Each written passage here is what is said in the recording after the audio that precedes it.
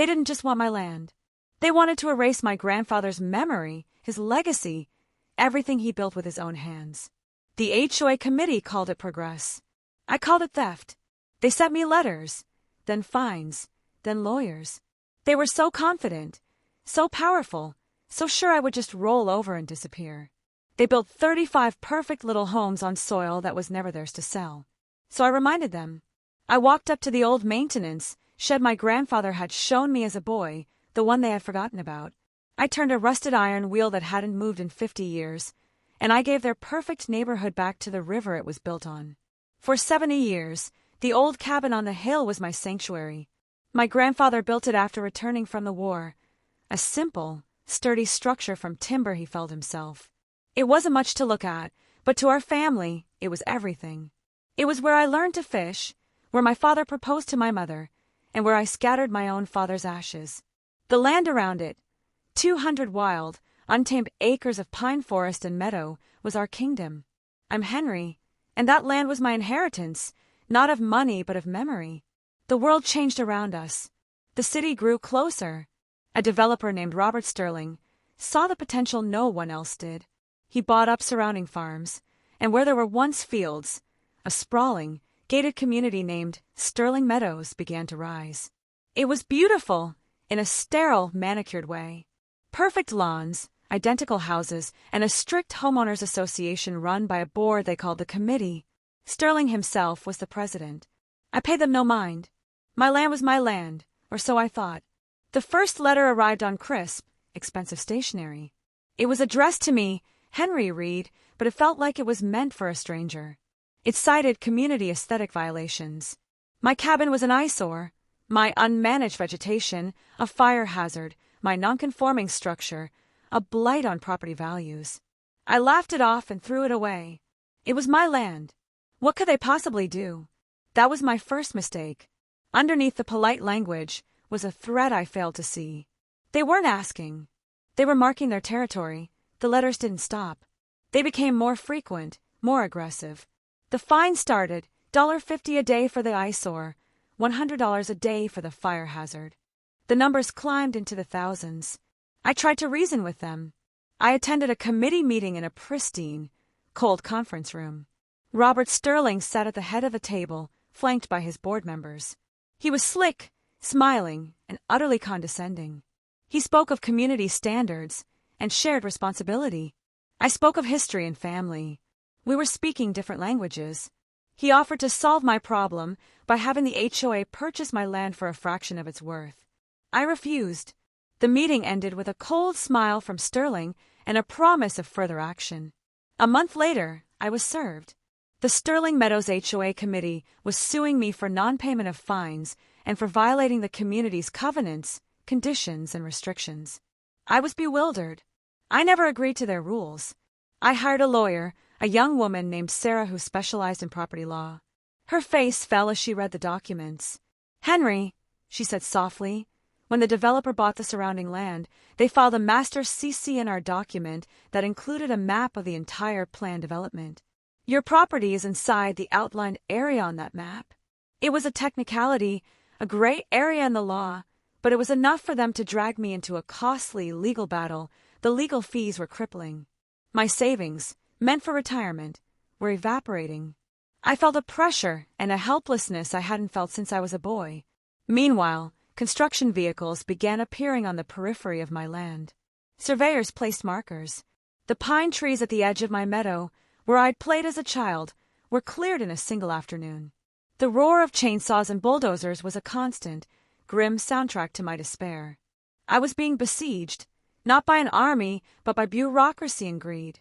The final blow came from my own lawyer. She had discovered the developer's full master plan. "They're not just pressuring you to sell, Henry," Sarah said, her voice heavy. "They've already pre-sold the lots. They've divided your entire 200 acres into 35 home sites. They're calling it Phase 3. The court case is just a formality to them. They're so confident they'll win, they're not even waiting for the verdict." I looked at the map. My memories, my trees, my streams, all reduced to little numbered squares on a developer's profit chart. The fight left my body. I was defeated that I told Sarah to drop the case. I couldn't afford to fight anymore. I signed the papers they put in front of me. The settlement was a pittance. Sterling got everything. As I packed my grandfather's things, a deep, cold anger began to replace the grief. This wasn't justice. This was theft, dressed up in a suit and tie. I was sitting on the porch, watching the sun set over the skeletal frames of the new houses on my land, when I remembered something. Something my grandfather told me a lifetime ago. He'd taken me to a rocky outcrop deep in the woods, to a small, rusted metal shed I'd never seen before. "This land provides Henry," he'd said, his hand on a massive, rusted iron wheel. "But it can also take away. The old mining company that owned this valley before us built this. A floodgate for the seasonal runoff from the mountains. They diverted the creek to wash down ore. It hasn't been used in 50 years, but it's still there. Remember it. It's a reminder that the land always has the final say." A plan, terrifying and absolute, began to form in my mind. It wasn't about money anymore. It was about balance. It was about reminding Robert Sterling that some things can't be bought, bullied, or built over. The land had a voice, and I was going to help it speak. That night, I took a flashlight and walked into the woods I knew better than anyone. I found the shed, exactly where he'd said it would be, overgrown and forgotten by everyone but me and the ghosts of the past. The final piece was in place. The forecast had predicted a historic storm, the kind of rain that comes once in a generation. The heavens opened for 2 straight days, and the dry creek beds of my childhood swelled into raging torrents. The new homeowners of Sterling Meadows were safe in their houses, oblivious, probably complaining about the weather ruining their new sod. They had no idea that the valley's ancient drainage system, the one their developer had ignored for his fancy new plots, was designed to handle this water in a very specific way. A way that Robert Sterling had failed to account for. I stood inside the damp, dark shed. The sound of the rain on the metal roof was deafening. In front of me was the wheel. It was bigger than I remembered, crusted with a half-century of rust and neglect. I put my entire weight against it. It didn't budge. I braced my feet against the stone wall and pushed again, a grunt of effort escaping my lips. Nothing. For a horrible moment, I thought I was too late, that the mechanism was frozen forever.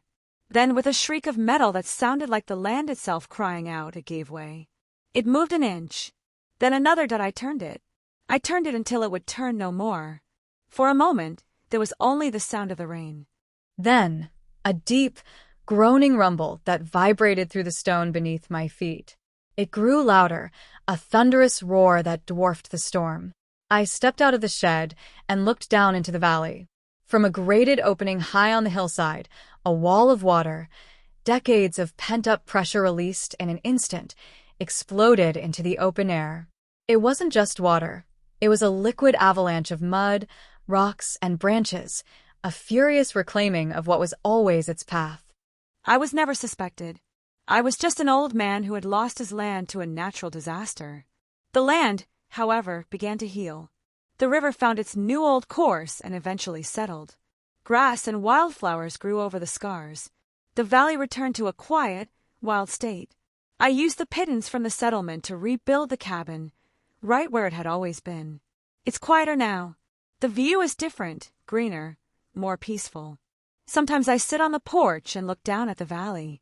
I don't see ruins. I see a lesson. The committee believed they owned the land, that they could draw lines on a map and dictate its fate.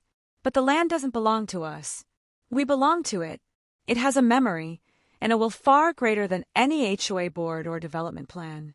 You can pave it over, you can build on it, you can try to tame it, but you can never truly control it.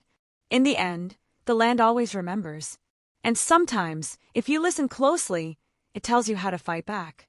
What would you have done when faced with the erasure of everything you loved?